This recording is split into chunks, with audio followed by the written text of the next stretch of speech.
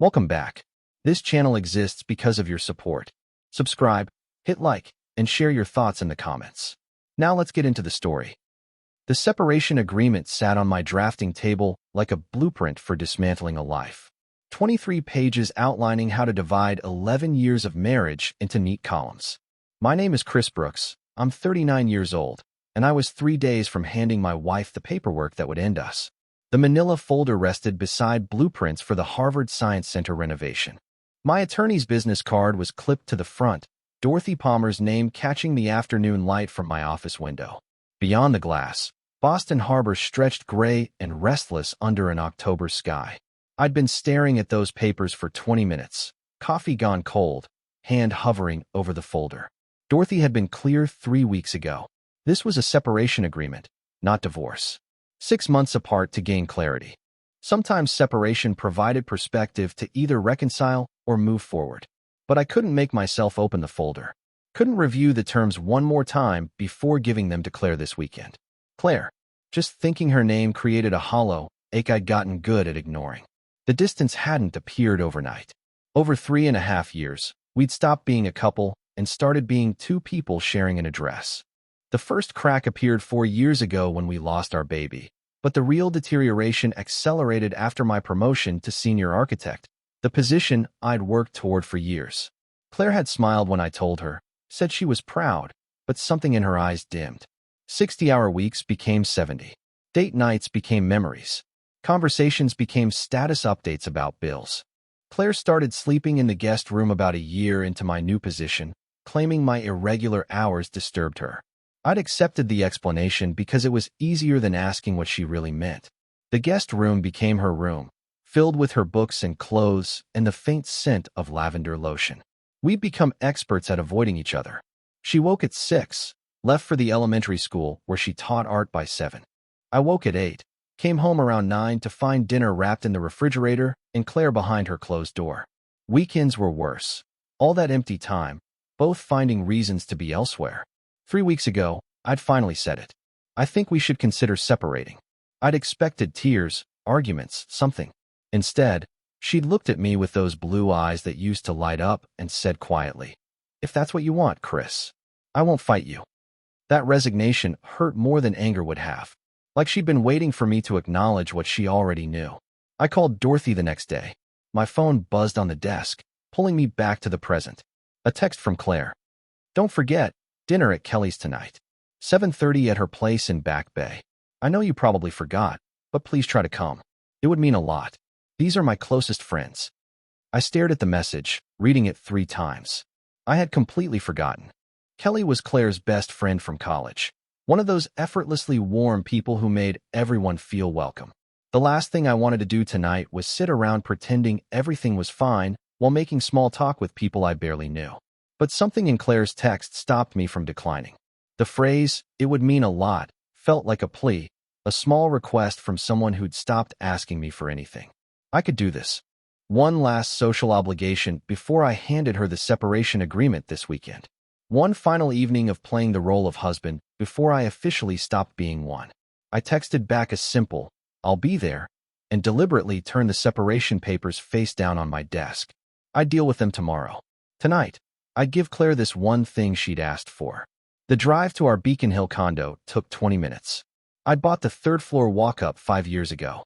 Claire had fallen in love with it immediately, talking about which room would be the nursery, where we'd put a reading nook, how we'd host dinner parties. We'd done none of those things. Claire was already dressed when I walked in at 6:15, wearing a forest green dress I'd bought her 2 Christmases ago. She'd styled her hair differently, softer than lately.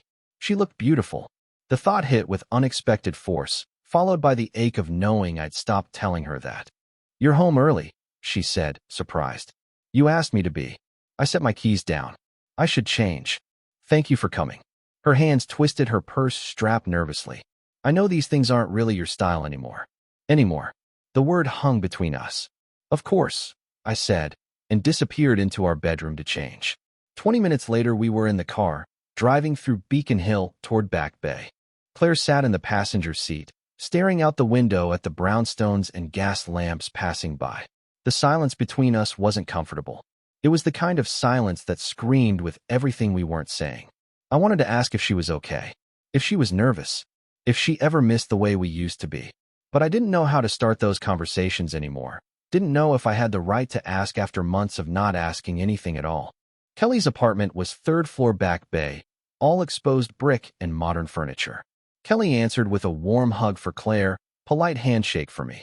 I noticed her cool assessment, wondered what Claire had told her. The apartment was already warm with conversation. Kelly's husband Andrew was there, along with Melissa and James from Claire's book club, and Sophie who taught with Claire. 7 people total. I watched Claire transform the moment we entered. Her shoulders relaxed, smile became genuine, body waking up in a way I hadn't seen at home in months. She hugged Sophie, laughed at something Melissa said. This was Claire as she was meant to be, warm and engaged, and vibrantly alive. The contrast felt like a punch to the gut. Dinner was family style around Kelly's table. Claire sat between Kelly and Sophie. I ended up across from her, wedged between Andrew and Melissa. Close enough to watch her, too far for private conversation. The conversation flowed easily. Someone mentioned the Museum of Fine Arts. Sophie told a story about a Halloween party disaster. Andrew talked about his promotion. James described their Newport trip. I participated when asked, pushed food around my plate, tried not to stare at Claire telling an animated story about a student creating bottle cap sculpture. And then he says completely seriously, "Miss Brooks, this is my commentary on consumer culture." He's 8 years old. The table erupted in laughter. Claire glowed. When was the last time she'd told me these stories? When had I last asked? Around 8:45, I excused myself for the bathroom. Kelly directed me down the hallway. As I approached, I noticed one door slightly ajar, light spilling out. Voices drifted from inside. Claire's voice. Kelly's. Sophie's. They must have slipped away from the table while I wasn't paying attention. I should have kept walking. Instead, something in Claire's tone made me pause. A thickness, an emotion I hadn't heard in so long. Vulnerability. I stood frozen, heart suddenly pounding. "So how are things really going?" Kelly asked. "You've seemed off for months." "We're worried about you, Claire," Sophie added. A long pause. Then Claire spoke, pain clear in her voice. "I don't know how to talk about it. How do you explain that you're losing someone who's standing right in front of you?" My breath caught. "What? Claire, why would you think that?" Sophie sounded shocked. "Because I've been terrible," Claire said, and I could hear her fighting tears. "I've been closed off and angry, and I withdrew first. When he got that promotion, I should have been supportive. Instead, I resented every late night, every missed dinner. I kept score of every disappointment instead of telling him what I needed." I pressed my hand against the wall to steady myself. This wasn't what I'd expected to hear. This wasn't the narrative I'd been telling myself for 3 years. "But he's barely home, Claire," Kelly said. "That's on him too." "Is it though?" Claire's laugh was bitter. "I never told him I needed more time. I just started pulling away, sleeping in another room, building this wall between us. And Chris, he's not someone who pushes. He respects boundaries. So when I put up walls, he stayed on his side of them." "Do you still love him?" Sophie asked quietly. "God, yes." Claire's answer came without hesitation, raw and immediate. So much it terrifies me. I couldn't breathe. The hallway seemed to tilt around me. "You want to know what kills me?" Claire continued. "Chris is the most decent man I've ever known. When my mom was sick, remember? He drove me to the hospital every single day for 2 months. 3 hours each way because the specialist was in Providence. He never complained once. He'd work a full day, drive me to Rhode Island, sit in waiting rooms reading architecture journals, drive me home. He did that the whole time." "I remember," Kelly said softly. "You said he was your rock." He was. He is." Claire's voice broke. "And I've spent 3 years punishing him for working hard to give us a good life. Because it wasn't the life I imagined. It wasn't cozy date nights and lazy Sundays. It was him building a career, being successful, and me being too proud to say, 'I miss you' out loud." "Have you told him any of this?" Sophie asked. Claire laughed, and it was the saddest sound I'd ever heard. "How? We barely speak anymore. And I'm terrified that if I do, he'll just confirm what I already know. That he's been staying out of obligation. That he realized years ago I'm not worth the effort." "Claire, that's not true," Kelly started. "The worst part is, I did this." Claire was crying now. I could hear it clearly. "I created this distance. After the miscarriage, I shut down. I told myself I was protecting us both, giving us space to grieve. But really I was protecting myself. And Chris, being Chris, he gave me that space. He worked more, gave me room, never pushed. I kept waiting for him to fight for us, to demand I let him back in. But that's not who he is. He's gentle and patient and respectful. And I interpreted all of that as not caring. The miscarriage. We'd lost the baby 4 years ago, when Claire was 14 weeks along. I'd held her in the hospital room, both of us crying, both of us devastated. And then I'd thrown myself into work, telling myself I needed to build a more secure future for when we tried again. I thought I was being strong for both of us. I'd never realized she'd seen it as relief, as me being glad we didn't have a child. So what happens now? Sophie's voice was barely audible. I don't know. Claire sounded exhausted. I think maybe it's too late. I think I've already lost him. He looks through me now, not at me. We're just strangers sharing an address. And I'm too much of a coward to ask if there's anything left to save. You need to talk to him, Kelly said firmly. Really talk. And say what? I'm sorry I've been awful for 3 years. I'm sorry I made you feel like your hard work wasn't appreciated. I'm sorry I turned into someone bitter instead of someone grateful. He deserves better than that.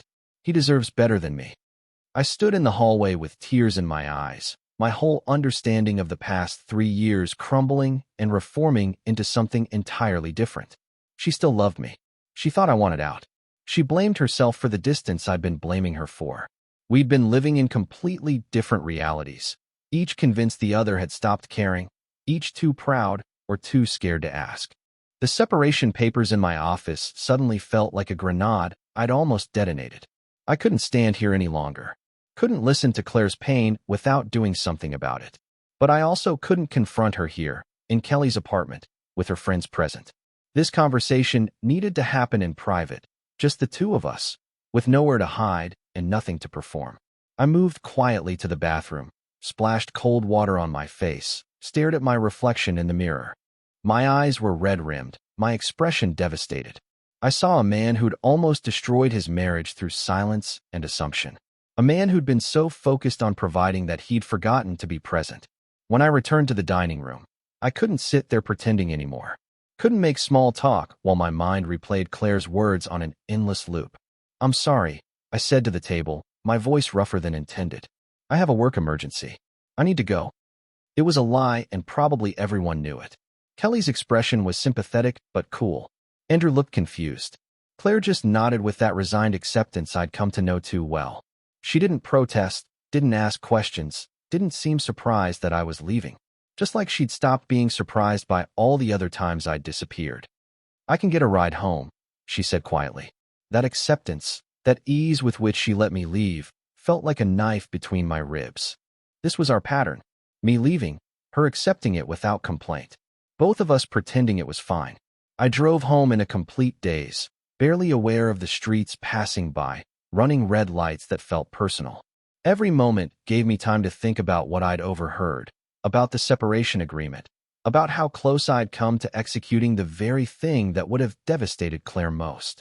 When I got home, I sat in the living room with the lights off, hands shaking, trying to figure out what to do with this knowledge that had fundamentally changed everything. I could ignore what I'd heard, could retrieve the papers from my office tomorrow, give them to Claire this weekend, pretend I'd never overheard that conversation. The process would be clean and efficient, exactly as I'd planned. But even as the thought crossed my mind, I knew I couldn't do it. I'd heard my wife's heart. I'd heard her defending me to her friends while blaming herself for our problems. I'd heard her say she still loved me with such fierce certainty that it left no room for doubt. I couldn't unknow that. At 11:30, I called Dorothy's emergency line. She answered on the third ring, sounding groggy. Chris, is everything okay? Don't file the papers, I said. Don't contact Claire. I'll call you Monday to discuss, but whatever you do, don't move forward with anything. Are you sure? She was fully awake now, concerned. We can pause, but I need to know this is what you want. I'm sure. I need to talk to my wife first. After I hung up, I sent an email to my boss. Taking a personal day tomorrow. Family emergency. It was the first time I'd used a personal day in over a year. Then I sat in the dark living room and waited for Claire to come home. She arrived just after midnight, her heels clicking softly in the hallway. She startled when she saw me sitting on the couch, quickly reaching for the light switch. Chris, I thought you'd be asleep. Or working. I need to talk to you, I said. Please. Something in my voice must have alarmed her because wariness crept into her expression. She set her purse down slowly, like she was moving through water. Okay. She sat on the opposite end of the couch, as far from me as the furniture would allow. She was still wearing the green dress, but her hair had come slightly undone, her makeup smudged at the edges. She looked exhausted and beautiful and terrified. I heard you tonight, I said quietly. At Kelly's. I wasn't trying to eavesdrop, but I heard you talking in her office. Claire's face went pale. Oh God. Chris, I didn't mean. I held up my hand. Please. Let me finish. I need to say this. She pressed her lips together, nodded. I had separation papers drawn up, I said, watching her eyes widen with devastation. 3 weeks ago. They've been sitting in my desk at the office. I was going to give them to you this weekend. Oh. The single word came out broken, barely a whisper. Tears formed immediately in her eyes. But I'm not going to, I continued, moving closer to her on the couch. I called my attorney an hour ago and told her to destroy them. What? Confusion replaced some of the pain. Why? Because I heard you say you still love me. I heard you say you think I want out. I heard you blame yourself for the distance between us. And I realized that for 3.5 years, we've been living in completely different realities. A tear rolled down Claire's cheek. Chris, you thought I didn't want you anymore, I said. That I was staying out of obligation. That I'd realized you weren't worth the effort. She nodded, unable to speak. And I thought you'd fallen out of love with me. That the distance was your way of telling me you were done. That you'd rather be anywhere than with me. Her eyes went wide. What? That's not. I never. When you started sleeping in the guest room, I said, my own voice breaking now. I thought it was because you couldn't stand being close to me. When you stopped telling me about your students, I thought you didn't want to share your life anymore. When you got quiet at dinner, I thought you had nothing left to say to me. Every silence, every bit of space, I interpreted as you not wanting me. I was giving you space, Claire whispered. I thought you preferred working to being home. I worked because being home hurt too much. Because watching you pull away was killing me, and at least at the office I could pretend I had control over something. We were both crying now, tears of recognition and relief and 3 years of accumulated pain finally finding release. I should have told you, Claire said, her voice thick. After the miscarriage, after your promotion, after everything. I should have just said, I need you. Instead, I punished you with silence. And I should have noticed you were hurting, I said. Should have asked what you needed instead of assuming I knew. Should have chosen you over my career. It's not about choosing, she said quickly. I don't want you to give up your work. I just needed to feel like I mattered too. You matter more than anything. I moved closer, close enough to take her hands in mine. You always have. I just forgot to show it. Forgot that loving someone isn't just working hard for them. It's being present with them. Claire looked at our joined hands like she couldn't quite believe they were real. What are you saying? I'm saying I don't want a separation. I don't want to live parallel lives anymore. I want to fight for us. For what we had and what we can still have.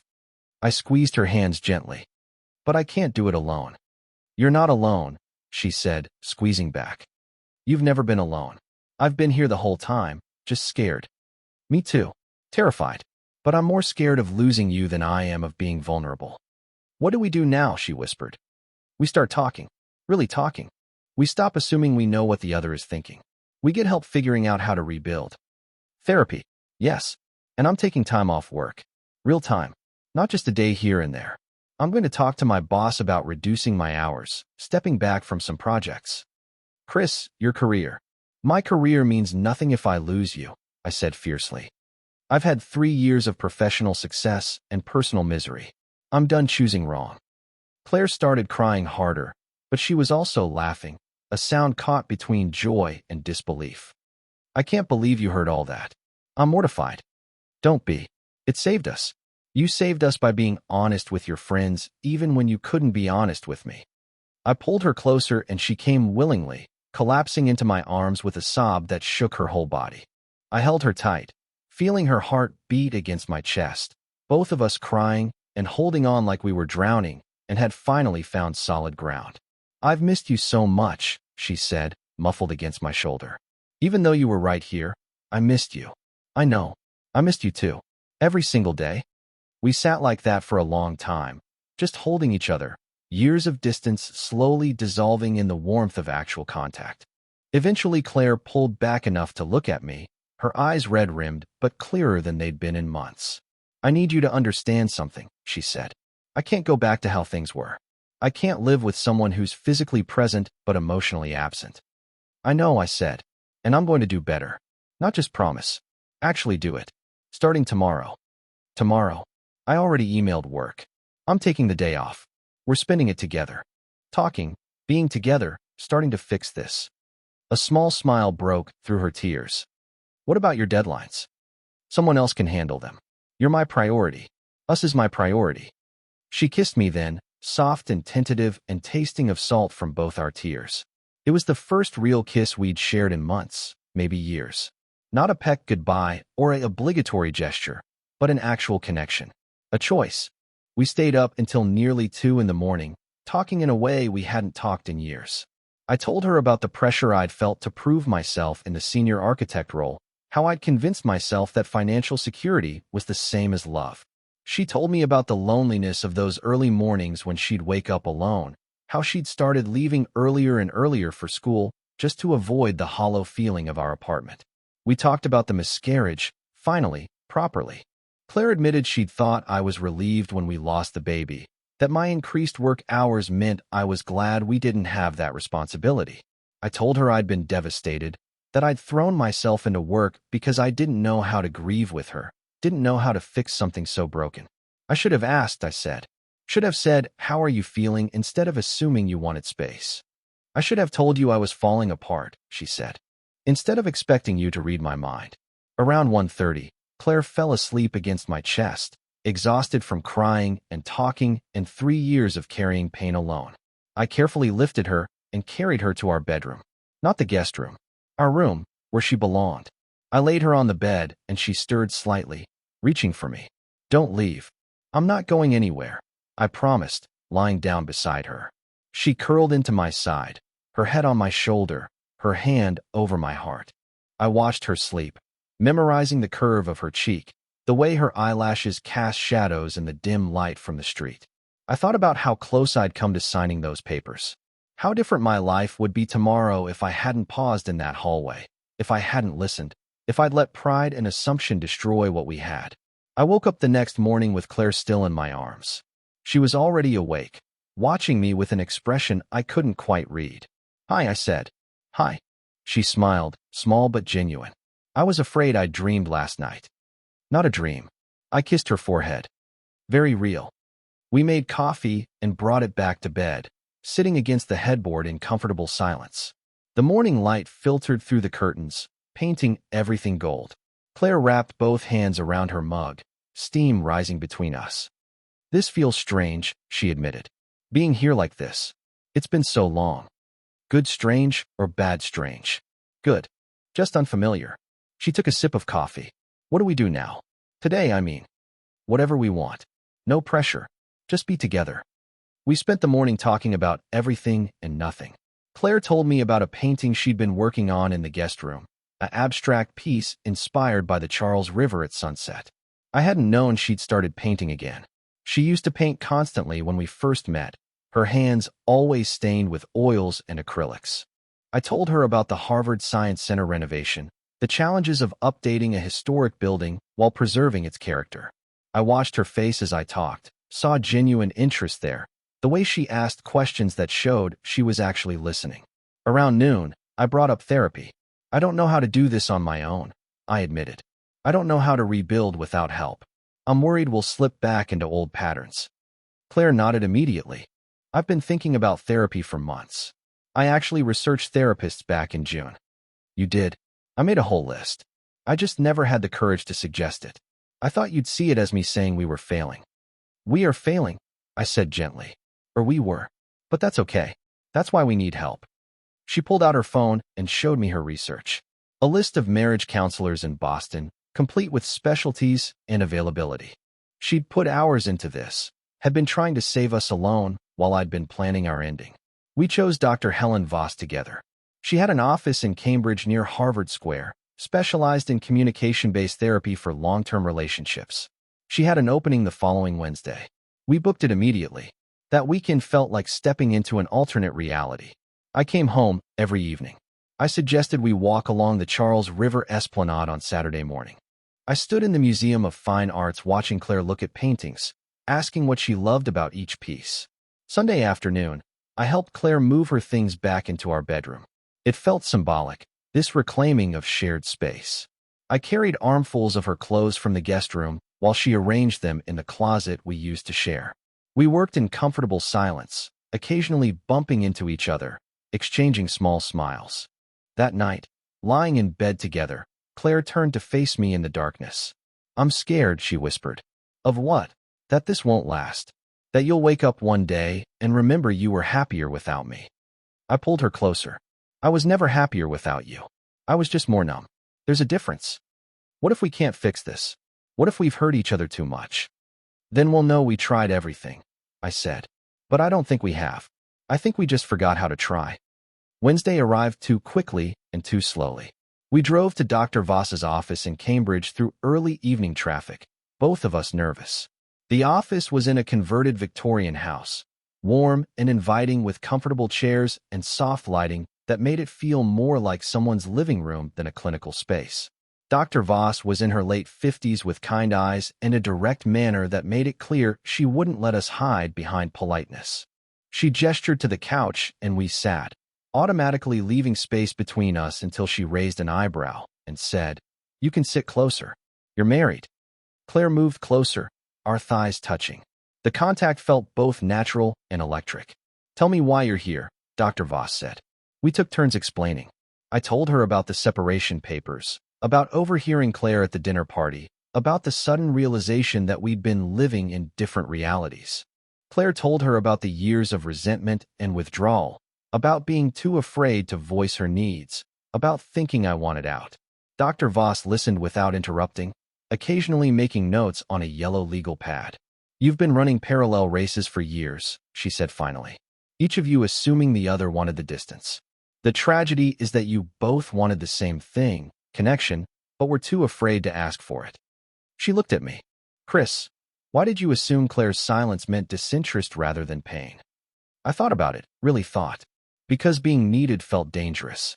If she needed me and I failed, that would mean I was failing as a husband. It was easier to believe she didn't need me than to risk disappointing her. Dr. Voss nodded, then turned to Claire. "And why did you assume Chris's work focus meant he preferred it to you?" Claire's voice was quiet. "Because asking for what I need has always felt selfish. My parents taught me to be self-sufficient, not to burden others. So when Chris worked late, I told myself he was busy, not that I had the right to ask for his time." "You've both been protecting yourselves from rejection by rejecting each other first," Dr. Voss said. "The distance was a moat you each built around your hearts." She gave us homework. Daily check-ins, 15 minutes minimum with no phones, just talking about feelings. Weekly date nights with no discussion of logistics or problems, only positive connection. And we each had to write 2 lists. What I need to feel loved. What I fear most in this relationship. "No assumptions," Dr. Voss said firmly. "If you think you know what your partner is feeling, ask to confirm. And when you're triggered by old patterns, say so immediately. The goal is to make the invisible visible." Driving home, Claire reached across the console and took my hand.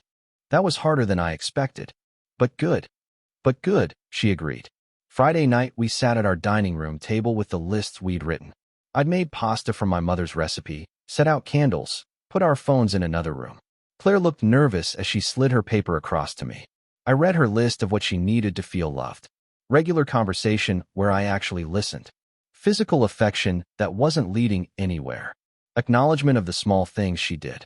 Time together without agenda. Me sharing my worries, not just my successes. Feeling chosen, not tolerated. Laughter. For me to notice when she was struggling. Date nights. Partnership. Her fears broke my heart. That I'd try for a while then revert. That she was too broken to be worth the effort. That I was staying out of guilt. That we'd hurt each other too much to fully heal. That she'd always compete with my work. My own lists felt equally vulnerable. I needed her to tell me when she was unhappy instead of withdrawing. To feel like home was a place she wanted to be. Affection freely given. To know my efforts were seen. For her to be proud of me. Physical closeness. Her passion for life. Shared dreams. Grace when I messed up. To be her safe place, not her disappointment. My fears. That I was too emotionally distant like my father to be the husband she needed. That nothing I did would be enough. That she'd realize she settled. That I'd always choose wrong. That we'd save the marriage but lose the love. We read each other's lists in silence, tears streaming down both our faces. You think you're not enough? Claire said finally. Chris, you're everything. Then why did you pull away? Because I was scared. Because needing you that much terrified me. You think I resented providing? I asked. Claire, it was the only way I knew how to show love. My dad never said it. He worked 3 jobs. I thought that's what men did. Understanding flooded her expression. Your dad. And your parents taught you that needing people was a burden. We sat with that realization, seeing how our childhoods had shaped our marriage, how we'd been reenacting old wounds without realizing it. We're going to keep these on the refrigerator, Claire said. Reference them. Add to them. Use them as our map. Okay, I agreed. 3 months later, everything looked different. Not the apartment itself, but how it felt. Claire's paintings hung on walls. My architecture books sat beside her art magazines. The guest room was now her studio with north-facing windows and an easel. I was home by 6:30 most evenings, down from 9 or 10. I'd stepped back from the Harvard project, delegated to a junior architect. My work hours dropped from 70 weekly to 45. Claire shared classroom stories again. Every evening, she'd tell me about her students over dinner. I'd learned to put my phone away when I got home, to truly listen. We fought sometimes, real fights. But we'd catch ourselves. I'm falling into old patterns, one of us would say. We'd pause, breathe, start over. Sex returned slowly, awkwardly at first, then with confidence. Different now, more vulnerable, more connected. We'd taken a weekend to Acadia in Maine. Talked about trying for a baby again. Agreed to wait another year to ensure our foundation was solid. Therapy moved from weekly to bi-weekly. Dr. Voss said we were doing the work, building new patterns. One evening, Claire came home bright-eyed. Kelly's hosting another dinner. Next Friday. Same group. Want to go? A year ago, I would have made an excuse. Now I said, absolutely. The dinner was different, or maybe I was. I participated, asked Sophie about her students, laughed at James's stories. Claire sat beside me instead of across, her hand occasionally finding my knee, our bodies gravitating together. Kelly pulled me aside. Whatever happened after that night, I'm glad you figured it out. I heard her, I admitted. In your office. Her eyes widened. Oh, thank you. For giving her space to be honest. It saved us. She saved you. By keeping her heart open. We saved each other, I said. Finally, we left around 10, wanting to be alone together. The drive was comfortable, Claire's hand in mine. Back at our apartment, we went out to our small balcony that overlooked a quiet side street in Beacon Hill. The January air was cold but clear, stars visible despite the city lights. Claire leaned against me, my arms around her waist.